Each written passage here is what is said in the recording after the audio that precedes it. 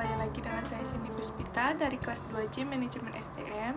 Di video kali ini saya akan menjelaskan tentang human capital. Simak ya videonya.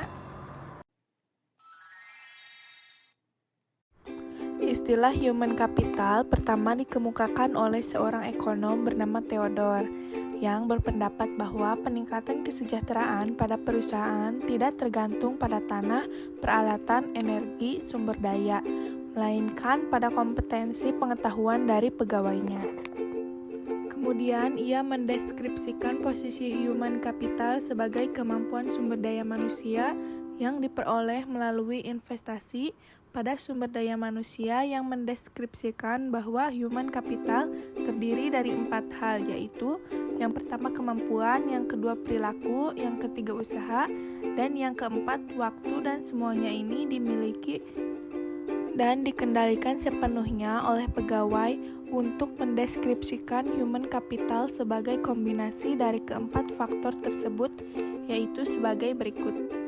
Yang pertama, ada karakteristik atau sifat yang dibawa pada pekerjaan, misal inteligensi, energi, sikap positif, keandalan, dan komitmen. Yang kedua, kemampuan seseorang untuk belajar, yaitu kecerdasan, imajinasi, kreatif, dan bakat. Yang ketiga, motivasi untuk berbagi informasi dan pengetahuan, yaitu semangat tim dan orientasi tujuan. Selanjutnya, ada peran human capital sebagai kunci keunggulan organisasi. Kunci keunggulan organisasi terdiri dari 3 kelompok utama dari aset perusahaan, yaitu yang pertama ada aset finansial, misalnya uang tunai dan surat berharga. Aset disebut finansial capital. Yang kedua, aset fisik, terdiri atas peralatan, yaitu gedung dan tanah. Yang ketiga, ada aset tak berwujud, model organisasi, aliansi, bisnis, pelanggan, merek, reputasi, modal, dan intelektual. Selanjutnya, peran human capital dalam hubungan kompetensi karyawan dengan human capital. Dalam meningkatkan kompetensi karyawan, tantangan utama yang harus diperhatikan yaitu kompetensi harus sesuai dengan strategi bisnis, dan kompetensi perlu diciptakan melalui lebih dari satu mekanisme. 5 cara untuk meningkatkan kompetensi karyawan yaitu melalui 5B. Yang pertama ada buy atau membeli, mengganti SDM yang lama dengan yang baru dan memiliki kualitas yang lebih baik. Yang kedua ada build atau membangun, investasi dilakukan terhadap SDM untuk meningkatkan kualitasnya menjadi lebih baik. Yang ketiga ada borrow atau meminjam, penggunaan konsultan atau partner efektif memungkinkan berbagi pengetahuan dan desain kerja baru. Yang keempat ada bounce atau melambung, perusahaan harus mengeluarkan karyawan yang bekerja di bawah standar. Yang kelima ada bind atau mengikat.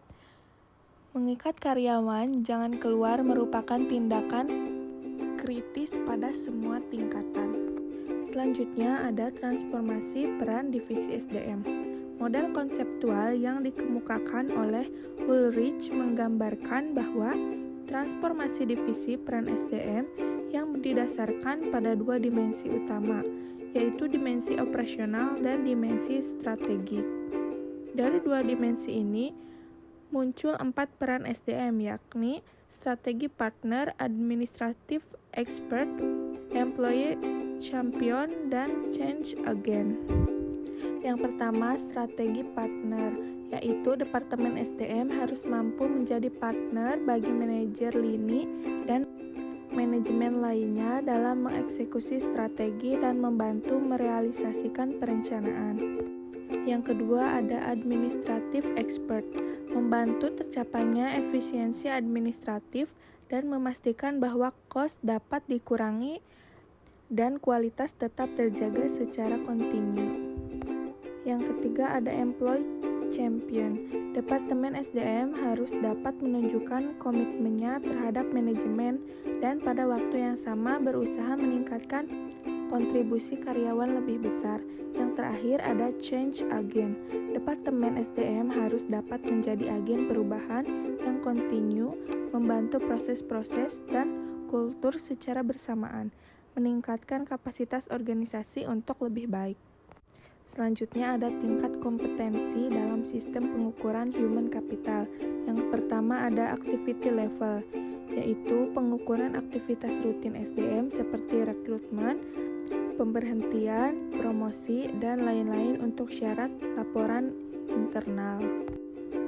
Yang kedua ada functional level, yaitu kolaborasi dengan unit fungsional organisasi, misal divisi dalam mengukur aktivitas, mengumpulkan dan menerjemahkan data dan mengambil tindakan koleksi.